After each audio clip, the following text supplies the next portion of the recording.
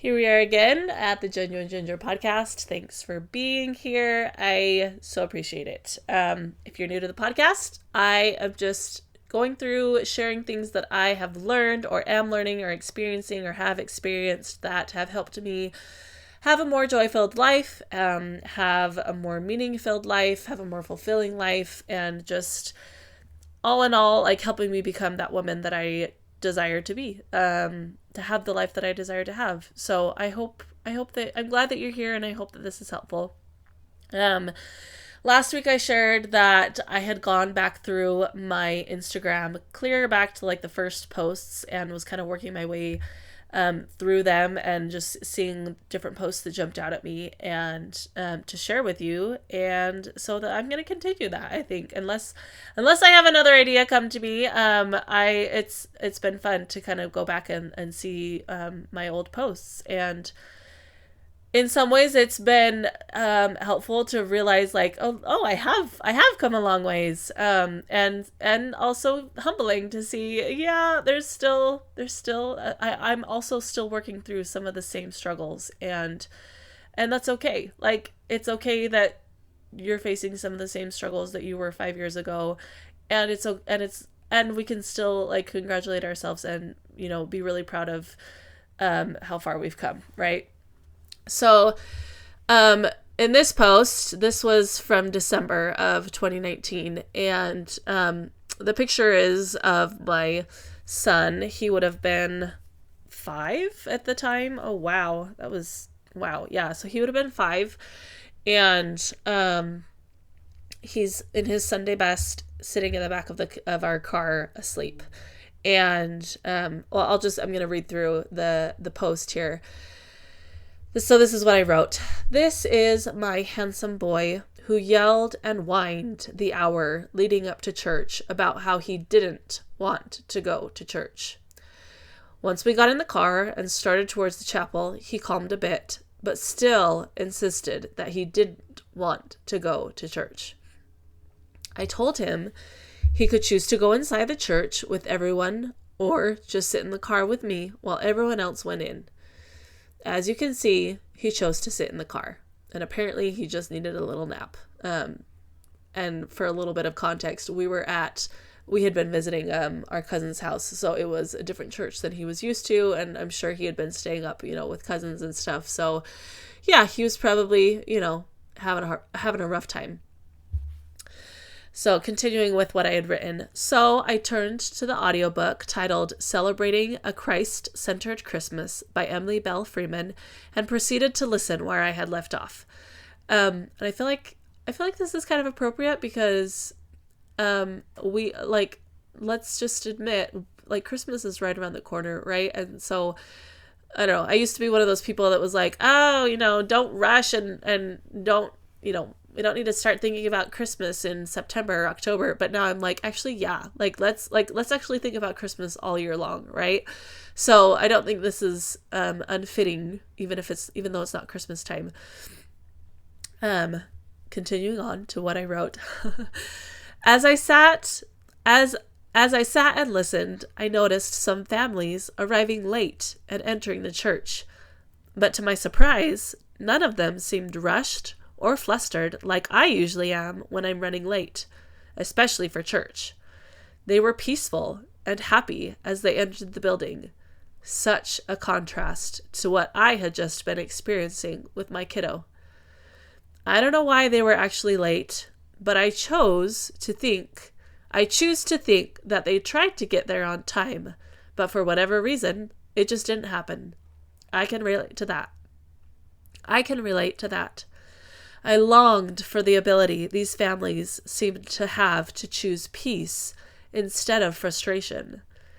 And then the audiobook started talking about tender mercies and noticing the tender mercies that you have experienced this Christmas season. And then I remembered that though I had come close to completely losing it while my child and I were working through some big emotions, I didn't lose it, guys. I remembered that the angels were there. I remembered that Christ was there. He was there while I struggled to keep my cool with my screaming child. He was there in the chaos. He is always there, whether we realize it or not. All we have to do is take the time to recognize him, to slow down and not rush. He is there. So that's what I wrote. And as I was reading it, of course, the last little bit jumped out at me, where I said, like, all we have to do is take the time to recognize him, to slow down and not rush. If you've been listening to any of my episodes, any of my previous episodes, you'll know that I often teach and share and preach and talk about slowing down. And I was just this last weekend, I was talking to a friend, and because last week we had some a time where we needed to make a decision about taking some maybe a little bit of drastic action in selling our house or not. And as I sat there and I just said, okay, like, Heavenly Father, do we need to do this? And the answer, what I felt the answer was, what the voice that I heard said, be still and know that I am God.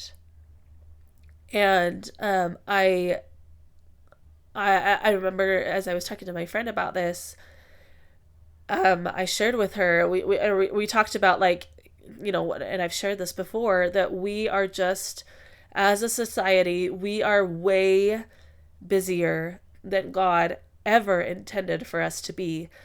And I told her that I had seen, and I'm sure if you're on social media, you've probably seen this trend going around with ChatGPT, where, sorry, I am getting a little bit of a cold, but there will be like story slides or post slides of questions that influencers or whoever have asked questions to ChatGPT.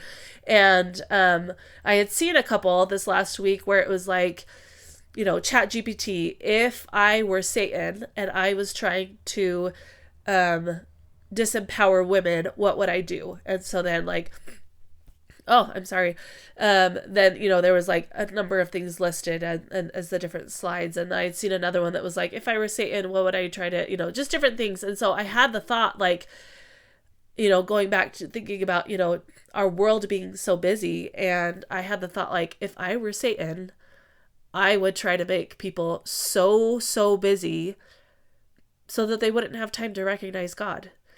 Because what do we hear in the scriptures? What does God say? Be still and then know that I am. Like there are many ways that we can know God and we can see him and feel him and hear him. Sorry. If you've listened to me for a while, I'm practicing saying God and then using the pronoun them, because I believe that God is Heavenly Mother and Heavenly Father working together as one. And so anyways, so we can see them, right, and hear them in so many ways. And one of the ways that maybe is the most powerful and sometimes the best way or easiest way to hear them is to just slow down and like be intentional to see them and hear them. And we can see and hear them everywhere when we do that, right? And so if I were Satan and I were trying to keep people distance from them, from God and Heavenly Mother and Heavenly Father, I would just make them busy. I would make them so busy so that they would not have the time to be able to slow down. And going back to, thinking more about this post that I've shared, like,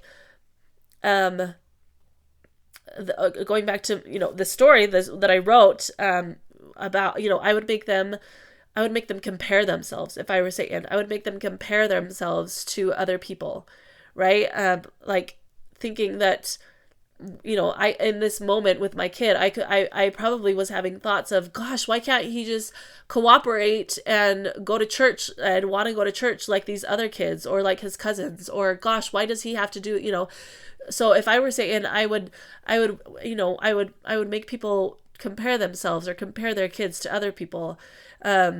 again, thinking about this post, I would hold high expectations for myself, maybe impossible expectations for myself. I remember this day, and I remember I was tired, and I like my kid was tired, and it was a like literally for like an entire hour leading up to church. Like it's not like it was like all of a sudden in the last 20 minutes and we were like hurrying trying to get ready to go, and so like we were stressed and ready. No, like we were planning ahead to have plenty of time to be ready and time to go. There was time.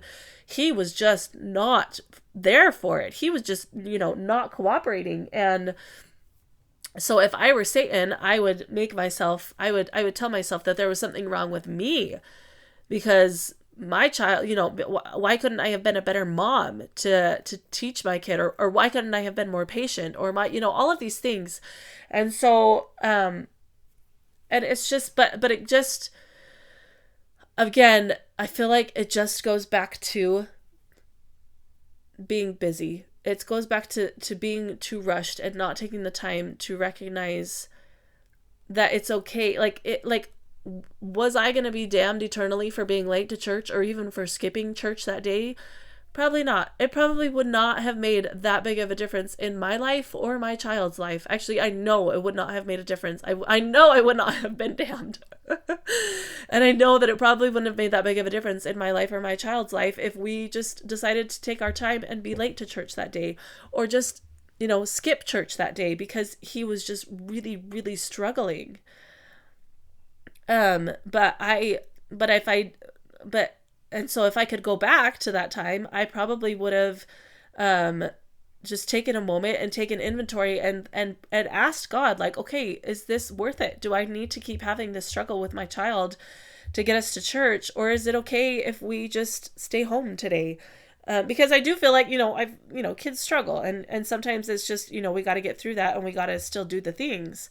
But taking the pressure off of ourselves of doing everything exactly perfect, is something that we can, do as a favor to ourselves. I don't know if that made any sense, but anyways, again, we kind of have a short and sweet one today. That we might be doing shorter ones as I continue. I think I'm just gonna keep going through these posts and sharing the ones that stand out to me that still feel meaningful to share. He's there, right? Christ was there, even though I was having a hard time in that moment trying to get my kid there. And I like I said, I remember I was so close to losing my patience and just completely losing it with this kid, and I didn't. Have there been other times since then that I have completely lost my patience with this kid? Absolutely. I've lost count of those times. There have been tons of times.